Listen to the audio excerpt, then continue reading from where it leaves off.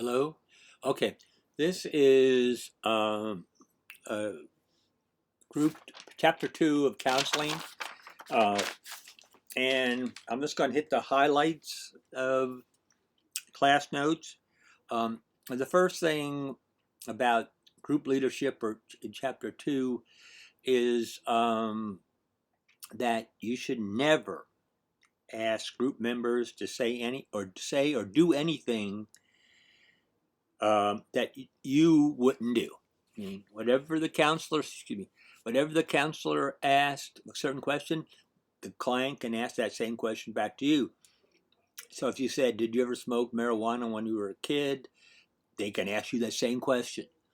You expect honesty. They should get honesty.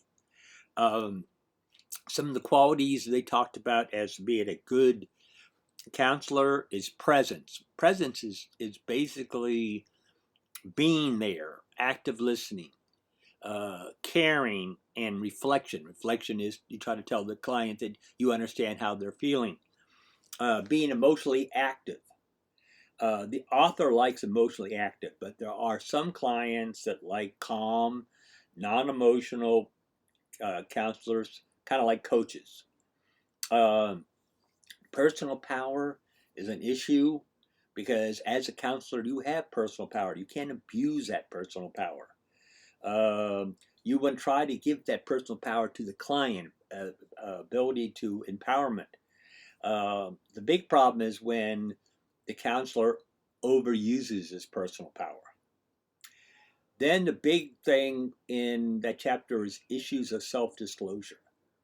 Um, the main issue is what do you want to reveal and when you want to reveal and as what you want to reveal.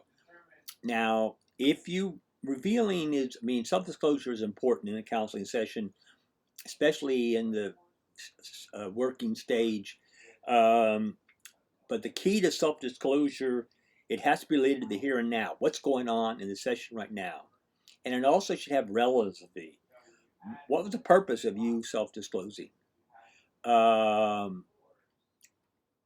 you know, uh, are the members ready to hear this?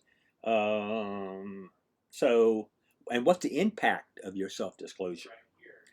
The book talks about active listening, involves nonverbal as well as verbal cues. And then we did the facilitated responses in class, but chapter 2 is full of 50 different terms. And to me, a lot of them are very, very close. Like restating and clarifying to me are almost the same thing. And then summarizing.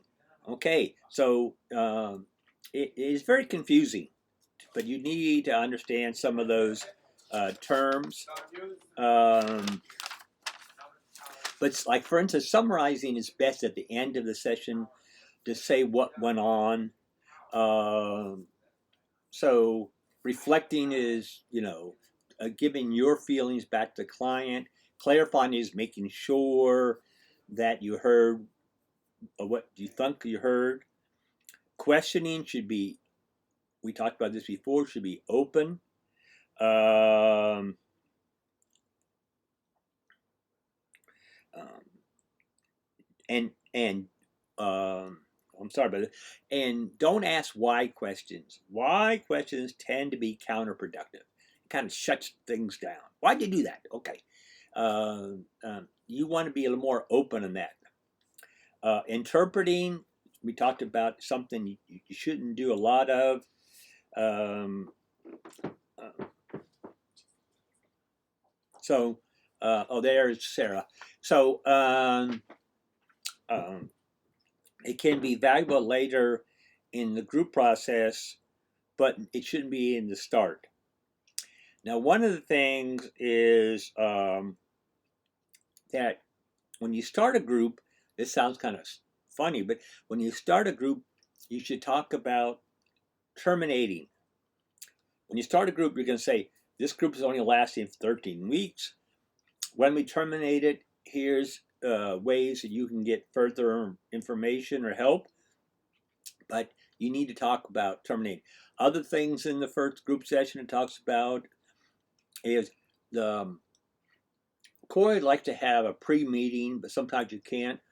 But you need to say the client should know the objectives of the counseling session, and you need to state confidentiality and make that a strong issue. So basically, that's chapter 2. The question is all those terms. And if you have any questions, just let me know.